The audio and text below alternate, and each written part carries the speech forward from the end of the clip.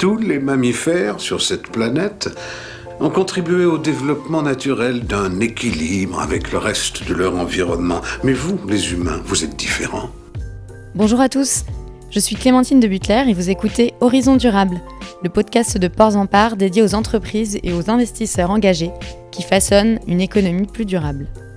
Notre seul objectif est de partager des histoires inspirantes pour faire avancer les consciences. Je vous souhaite une très belle écoute. Bonjour à tous et toutes, je reçois Julien Benayoun, le cofondateur de Lita.co. Julien, est-ce que tu peux te présenter et nous parler de ton parcours jusqu'à aujourd'hui ? Bonjour, merci pour l'invitation. Donc, je m'appelle Julien Benayoun, j'ai 34 ans, j'ai 2 enfants et je suis en effet le cofondateur de Lita.co et le directeur général. Donc, Lita.co, c'est une plateforme d'investissement dédiée aux entreprises qui favorisent la transition écologique, sociale ou sociétale.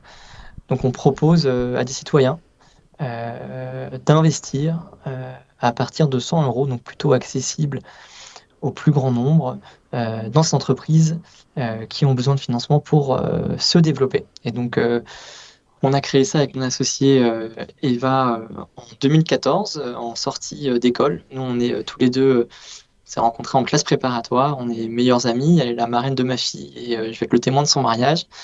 On a lancé ça avec l'idée d'essayer de révolutionner la finance pour la rendre plus vertueuse et qu'elle permette vraiment de financer des entreprises qui font face et qui apportent une solution aux enjeux climatiques mais aussi sociaux auxquels on va faire face. Et donc depuis 2014, ça va faire bientôt 10 ans, on a permis de convaincre un peu plus de 150 000 personnes français et aussi belges, qu'on a implanté en Belgique. Ça a permis de financer plus de 250 entreprises, et de collecter un peu plus de 160 millions d'euros vers ces entreprises engagées. Un beau projet donc. Et quand tu parles de financement, ça prend quelle forme via Lita ? Alors c'est une bonne question. Aujourd'hui, on essaye chez Lita d'être un acteur multisectoriel, multi-actif, et 100% pour des entreprises impact. Donc on a démarré en proposant du financement pour des entreprises assez jeunes qui cherchaient de l'investissement sous forme d'action, donc de capital.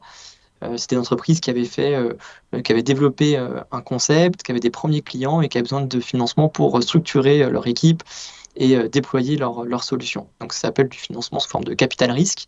Et c'est des investissements en moyenne autour de 300-400 000 €. C'est des solutions qui sont assez risquées, couvrent une défiscalisation.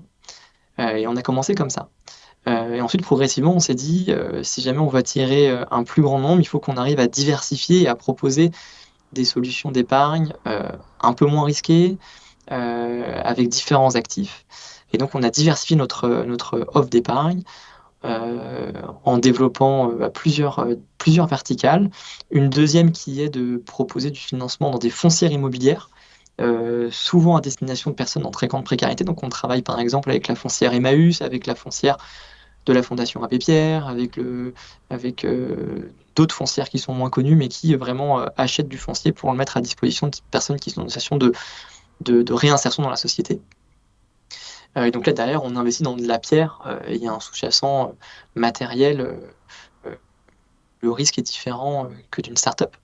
Ensuite, on a diversifié également en proposant du financement sous forme de dette pour des PME ou des ETI qui ont des maturités économiques un peu plus importantes que de la start-up, c'est-à-dire des entreprises qui ont déjà atteint leur rentabilité économique et qui cherchent du financement à horizon 5 ans sur des taux d'intérêt entre 8 et 12%. Pour développer des projets. Et donc, par exemple, on a financé le slip français, on a pu financer une entreprise comme l'UCPA, qui est un acteur, une association dans le tourisme solidaire. Donc voilà, ça, c'est les 3 grandes offres qui sont sur Lita. Et en 2023, par exemple, ça représente à peu près 40 millions de collectes pour ces 3 offres.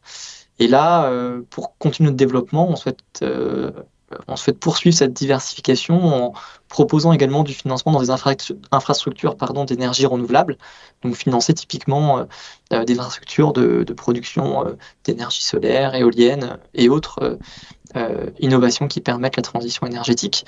Et également, un dernier produit qu'on a proposé, c'est d'accompagner des entreprises classiques, des PME classiques qui sont sur une activité qui ne cherche pas forcément un impact sur des questions environnementales, sociales, mais qui ont pris conscience que dans les 10 prochaines années, il y avait des enjeux, soit sur des enjeux d'appel d'offres, soit sur des enjeux de recrutement, soit également sur la vision du dirigeant de vouloir contribuer à résoudre un problème. Du coup, on accompagne ces PME à transformer leur modèle, soit sous un angle de décarbonation, de relocalisation. Et donc là, on intervient pour qu'ils puissent financer cette transformation de leur société. Donc voilà, c'est progressivement, pas à pas, chez l'ITA, on est parti de cette volonté de transformer la finance et de la mettre au service du financement des entreprises qui permettent la transition. On a commencé par des entreprises plus petites et progressivement, on développe tout un panel d'offres pour proposer in fine aux citoyens ou à l'épargnant d'investir dans des produits différents en termes de secteur, dans la consommation, l'alimentation, l'agriculture, l'économie circulaire, en termes de liquidité, en termes de risque et en termes de rendement aussi.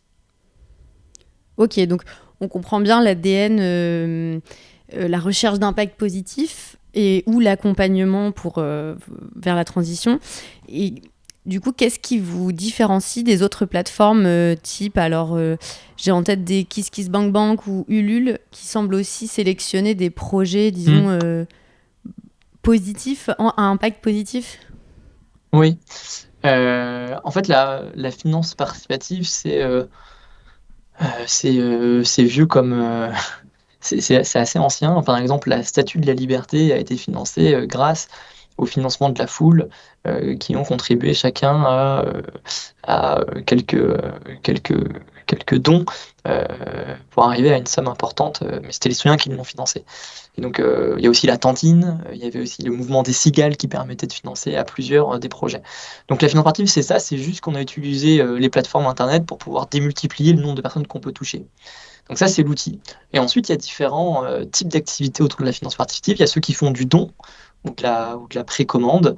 Donc c'est typiquement Ulule, KissKissBankBank qui vous permettent de soutenir sous forme de donation ou de soutenir sous forme de précommande des jeunes projets généralement dans leur début. Ensuite, il y a d'autres plateformes qui font du prêt. Donc là, je viens prêter à une entreprise, un peu comme peut le faire la banque, en échange d'un taux d'intérêt et d'une durée.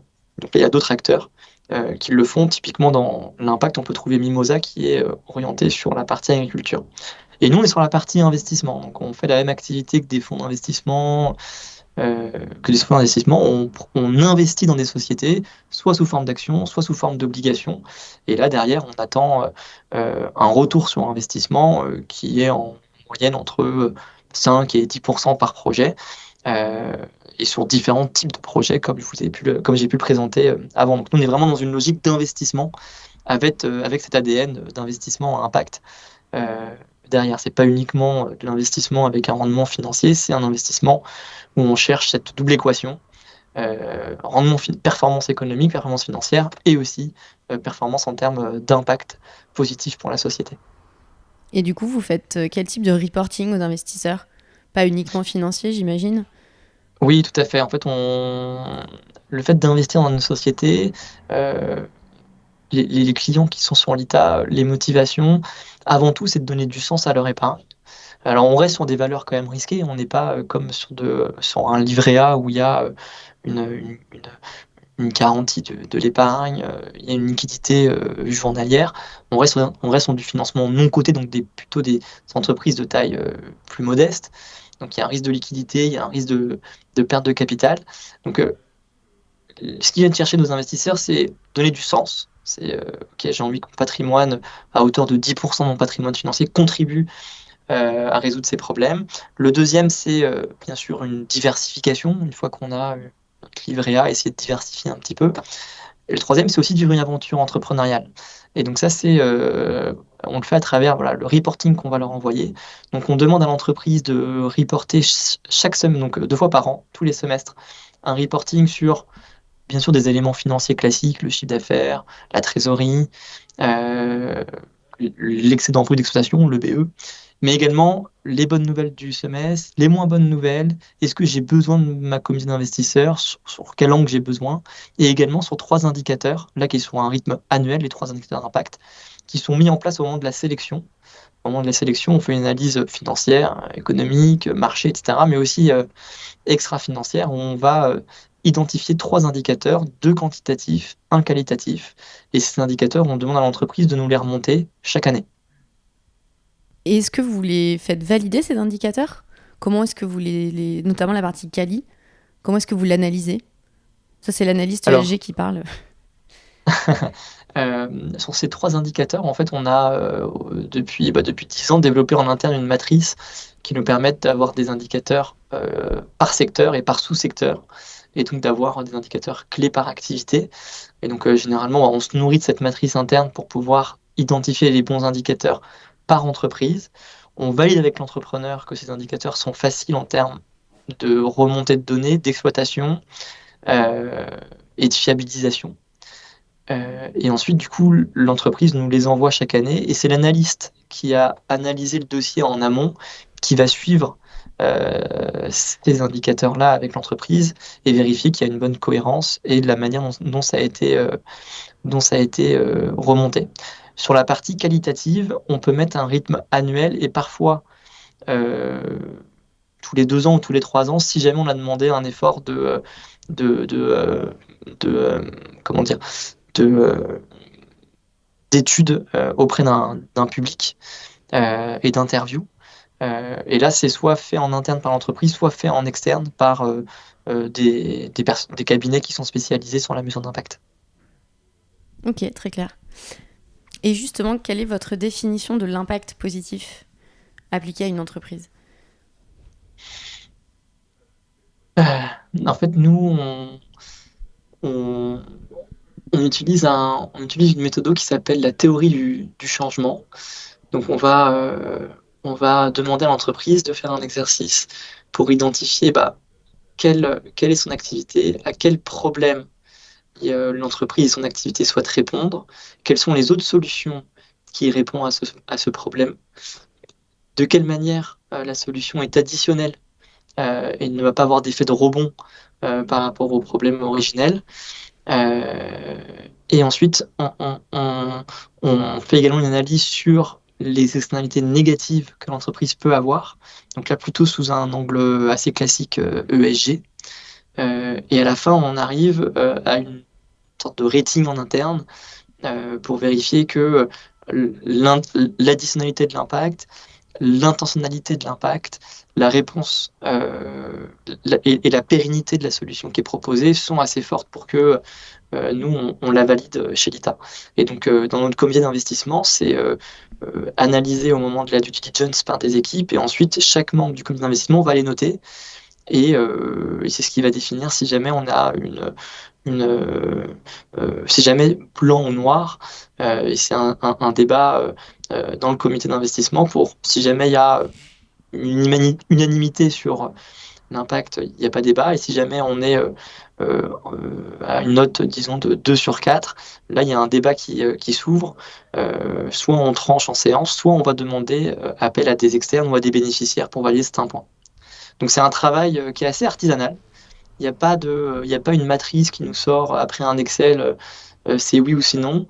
On essaye vraiment de faire du sur-mesure, de bien prendre en compte l'ensemble des enjeux enfin de l'activité positive, des externalités positives et négatives et l'impact que ça va générer, et essayer de trancher en, en, en bonne connaissance, on va dire, et en ayant une vision holistique.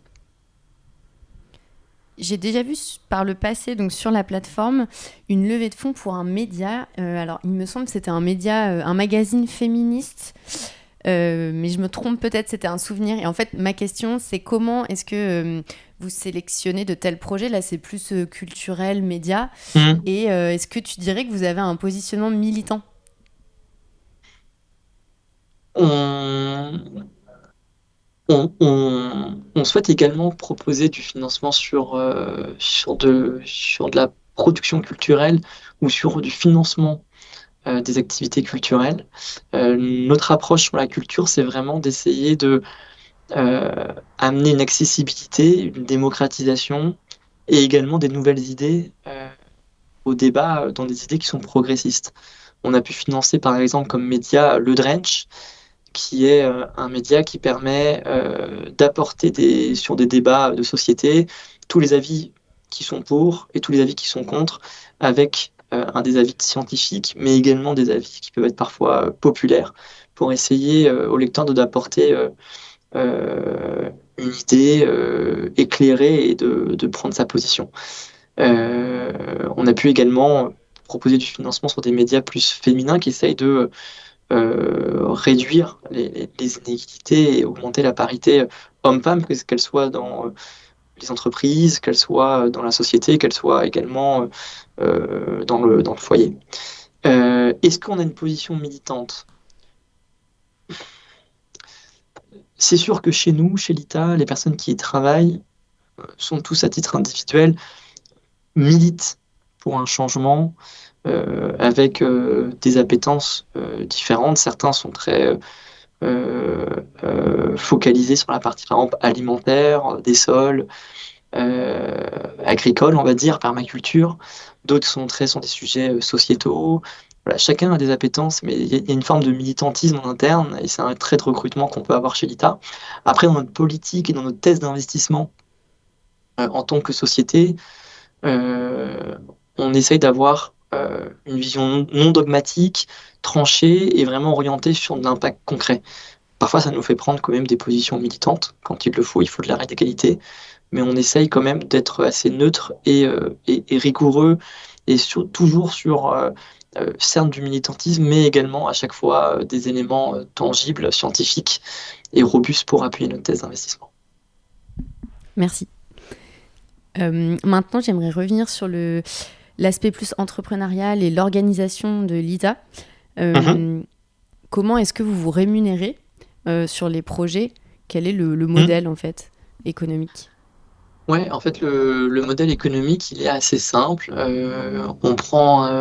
On facture l'entreprise pour qui on réalise une levée de fonds auprès de citoyens et également l'investisseur qui investit à travers l'ITA. On a décidé, nous, chez l'ITA, de partager le modèle économique sur les deux parties prenantes qu'on a, c'est-à-dire des investisseurs et des entreprises. Donc, côté investisseur, lorsqu'on investit, on va payer une commission à l'entrée qui est de 3% lorsqu'on investit de moins de 6 000 euros et qui va être dégressif jusqu'à 1% lorsqu'on investit plus de 16 000 euros. C'est le seul frais que va payer l'investisseur. Il n'y a pas d'autres frais cachés, il n'y a pas de frais de gestion, il n'y a pas de frais de sortie. Ensuite, côté entreprise, l'entreprise, une fois qu'elle a réalisé la levée de fonds, elle va payer une commission qui est en moyenne à 6% du montant qui a été levé. Donc ça, c'est le modèle économique de l'ITA, quasiment 90% des revenus. Et les 10% restants, c'est qu'on propose à l'entreprise de gérer sa relation avec cette centaine ou milliers d'investisseurs qui est entré au financement de l'entreprise. Et donc, ça va être l'organisation d'assemblée générale, la gestion des reporting, la gestion également fiscale des investissements et la gestion également plutôt en SAV des questions que peuvent avoir les investisseurs sur la première, deuxième, troisième, quatrième, cinquième année après au moment où ils ont investi. Et aujourd'hui, vous êtes combien d'employés? Vous êtes actif dans combien de pays? Alors aujourd'hui, on est basé en France, en Belgique et en Italie. Et donc on est actif en France depuis 2015, en Belgique depuis 2018 et en Italie depuis 2020. La France est le pays le plus important en termes de collecte et de contribution en termes d'activité. Après vient la Belgique puis l'Italie qui a été dernièrement lancée. On est quasiment, on va dépasser la cinquantaine de collaborateurs à la fin de l'année là. Ok. Et donc depuis le lancement de la plateforme, quelles aides vous avez eues, quel soutien vous avez obtenu avec ton associé Eva tout au long du développement? Et derrière ça, ma question, c'est est-ce que vous trouvez que l'écosystème français est propice à la création d'entreprises? Oui, moi je pense fortement que l'écosystème français est très propice à l'aventure entrepreneuriale. Euh, je trouve que, euh, enfin alors, à titre d'exemple, quand moi j'ai démarré mon école de commerce, je me rappelle au premier amphi, le directeur avait demandé qui veut entreprendre dans la salle. Je pense qu'on était trois à lever la main sur plus de 600 élèves. Aujourd'hui, je pense que je reviens dans une école, j'ai testé lors d'une cérémonie de diplôme, ils sont quasiment 50% à lever la main. Alors, je pense que et avec Eva, en 2014, on a commencé notre aventure entrepreneuriale pile au moment où la France a mis en place, enfin, peut-être juste après, on va dire, que la France a mis en place un écosystème favorable à l'entrepreneuriat. Euh, et moi, dans mon expérience, je trouve que ça soit à la création, puis au développement, puis encore aujourd'hui, qu'en France, il est assez facile d'entreprendre. Euh, Pas d'un point de vue, bien sûr, d'activité, ça, il faut avoir de l'énergie, il y a plein de rebondissements, c'est compliqué, mais je trouve que d'un point de vue administratif, d'un point de vue de subvention, d'un point de vue de une banque comme BPI qui peut accompagner, je trouve qu'il y a quand même des dispositifs qui sont mis en place, qui sont très favorables à l'entrepreneuriat par rapport à d'autres pays. Par exemple, l'Italie, où l'administratif, le juridique, les aides sont très lourds et très difficiles vraiment à obtenir. Et j'ai pu regarder aussi en Espagne. Voilà, c'est assez compliqué et je pense que la France, on tire souvent dessus, mais franchement, il y a un bel écosystème et il faut le mettre en avant. À la création, par exemple, il y a, bon, bien sûr, Pôle emploi est l'un des plus gros financeurs de l'entrepreneuriat, mais il y a aussi, bien sûr, des subventions d'aide à l'entreprise qui ont été développées par BPI.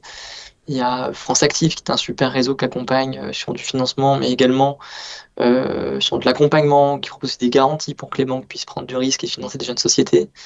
Et ensuite, il y a quand même un grand tissu de business angels qui sont prêts à soutenir des jeunes sociétés et et de redonner à des jeunes entrepreneurs ce sur quoi ils ont pu réussir. Et après, il y a quand même un large écosystème de fonds d'investissement qui peuvent accompagner le développement de sociétés. Et au-delà de ça, je trouve que même depuis 3 ans, 4 ans, même l'écosystème de l'entrepreneuriat à impact s'est largement développé euh, et que il y a des dispositifs qui ont été mis en place, par exemple, pour accéder à la commande publique lorsqu'on entreprise ESUS, qui facilitent également le développement d'activités d'entreprise à impact. Donc je pense qu'il faut en être fier. Moi, je serais plutôt, bien sûr, rien n'est parfait, on peut faire encore plus. On peut essayer d'aller encore plus loin pour que les entreprises à impact soient plus mises en avant, typiquement en mettant de la conditionnalité d'impact pour accéder à des commandes publiques un peu plus largement, à des subventions, à des financements. On peut aller plus loin, mais je trouve que on peut être fier quand même de l'écosystème français. Merci. Et pardon, je t'ai pas Ouais. répondu. Nous, on a eu des soutiens. On a eu, alors nous, on n'a pas eu Pôle emploi parce qu'on était étudiants, donc on n'en a pas bénéficié. Mais on a eu une aide de France Active, on a eu deux partenaires bancaires qui nous ont fait confiance, dont BNP et la NEF. On a gagné des concours auprès de la région Île-de-France, auprès de la ville de Paris. Donc, au tout début, on a réussi à réunir quasiment 100 000 euros avec des subventions et des prêts, ce qui nous a permis de développer la plateforme d'un point de vue informatique, d'obtenir l'agrément auprès de l'autorité des marchés financiers et de démarrer l'activité et de financer 3 premiers projets. Et ensuite, on a fait des levées de fonds avec des fonds d'investissement et autres pour pouvoir se développer. Là, depuis les 10 ans, on a eu également des soutiens de l'Union européenne sous forme de subventions à hauteur de 800 000 euros et également la région Île-de-France également sous forme de subventions. Bah, je te remercie pour ta réponse plutôt positive, enfin même très positive. Et je m'interrogeais du coup, est-ce que le fait d'être orienté impact vous a permis de débloquer, selon toi, des fonds, des fonds, des financements supplémentaires? Ou est-ce que c'est juste qu'on ne s'adresse pas au même type d'investisseurs?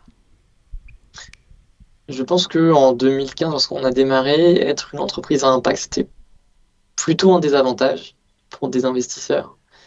Parce que l'impact n'était pas, d'ailleurs on n'appelait pas ça l'impact, on appelait ça entrepreneuriat social, mais il y avait vraiment une différence, ou du coup Euh, il y avait soit on faisait l'entreprise pour faire de l'argent, de la rentabilité et le capital, soit si on voulait faire du bien, entre guillemets, d'un point de vue social, environnemental, il y avait l'association et c'était de la philanthropie. Et la conciliation entre ces deux sphères, dans la tête des investisseurs, je pense qu'elle a été, elle est, elle a émergé à partir de 2019 où il y a eu une pression qui a commencé du côté des épargnants, du côté également un petit peu des autorités euh, françaises ou européennes, et également auprès des investisseurs privés. Donc voilà, je pense qu'en 2014, on n'était pas euh, dans la même maturité de l'impact qu'on peut avoir aujourd'hui. Donc nous, ça a plutôt été un désavantage et on a eu beaucoup de difficultés à trouver des investisseurs qui étaient prêts à prendre ce pari avec nous. Aujourd'hui, on en a eu beaucoup moins. Euh, L'impact est plutôt en vogue et attire de plus en plus d'investisseurs euh, parce que ce marché de l'impact s'est structuré. On a fait la preuve qu'on pouvait concilier performance économique et performance sociale, sociétale, environnementale, et qu'il y a eu largement une pression à la fois des épargnants toujours, mais aussi des régulateurs, et notamment l'Union européenne, pour que les banques et les institutions financières aillent de plus en plus vers du financement euh, plus durable, on va dire. Est-ce que vous suivez des indicateurs extra-financiers pour piloter l'ITA? Je pense même en tant Ouais, que chef d'entreprise, le bien-être des salariés. ouais, bien Voilà. sûr, bien sûr. C'est assez clé pour nous.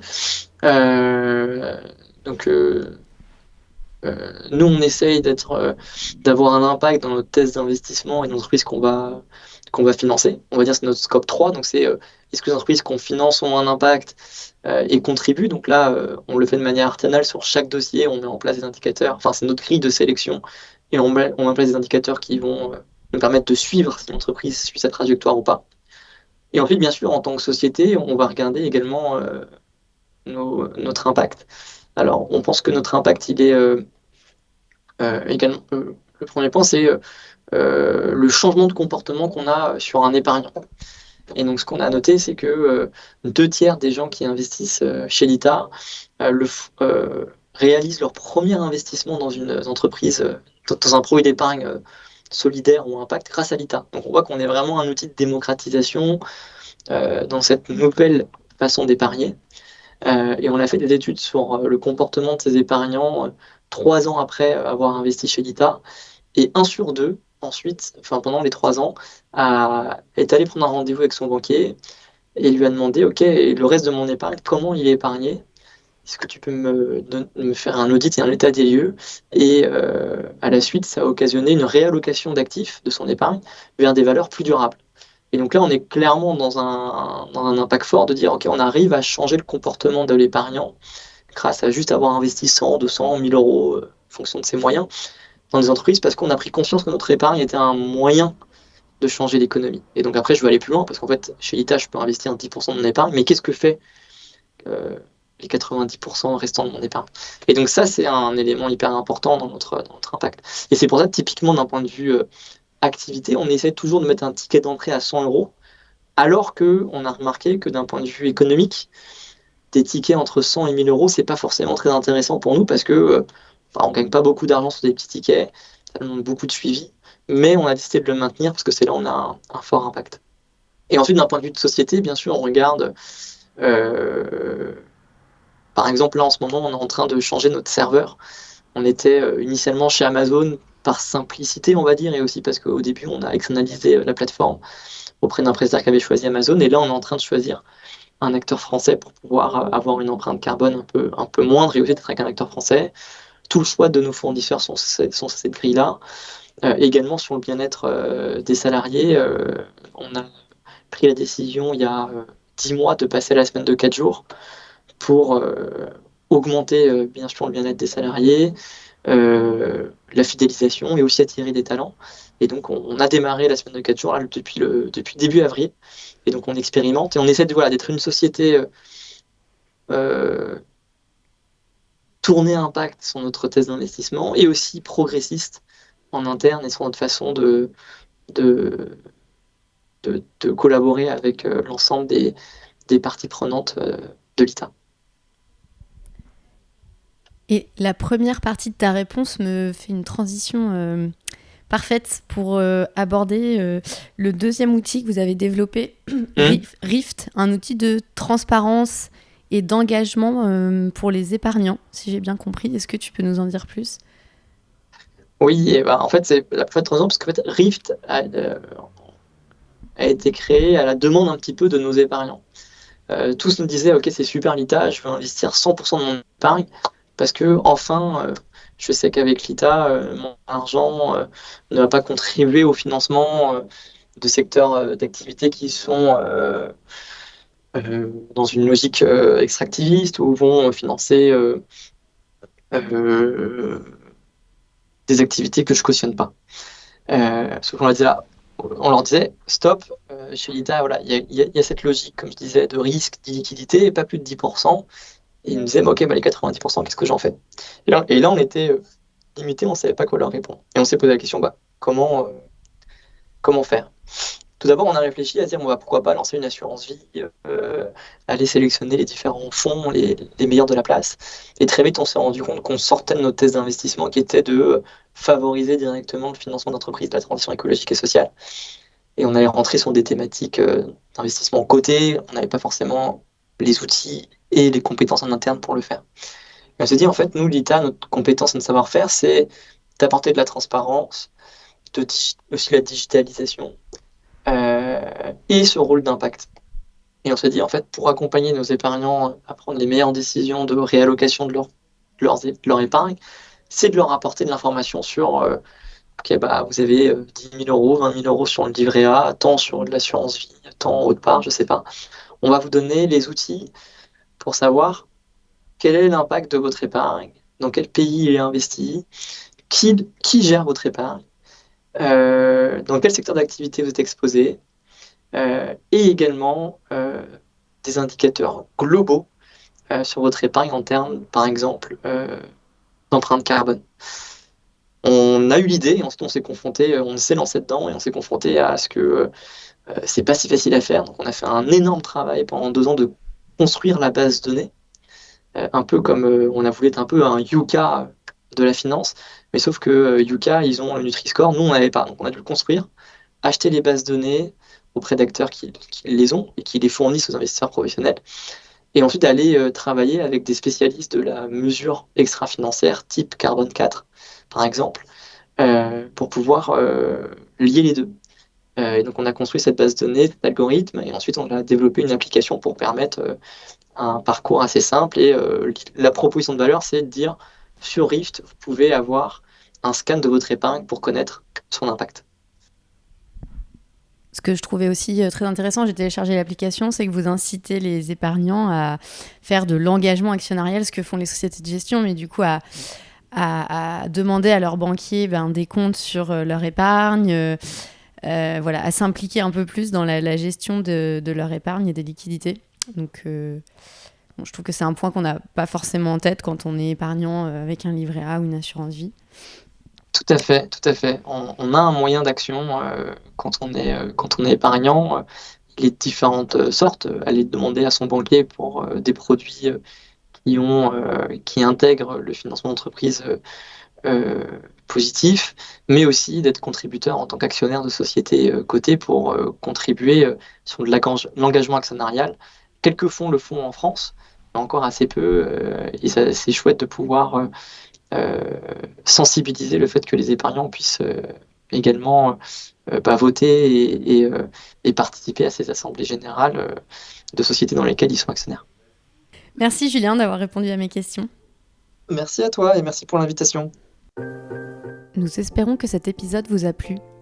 Si c'est le cas, n'hésitez pas à nous le faire savoir en mettant des étoiles sur votre plateforme de podcast préférée et en le partageant sur les réseaux sociaux. Nous sommes à l'écoute de tous vos retours, encouragements, suggestions d'invités ou autres. Pour cela, vous pouvez nous adresser un mail à l'adresse portsenpart@bnpparibas.com. Vous avez aussi la possibilité de vous abonner à certaines de nos publications en nous adressant votre demande par mail à la même adresse. Merci pour votre soutien.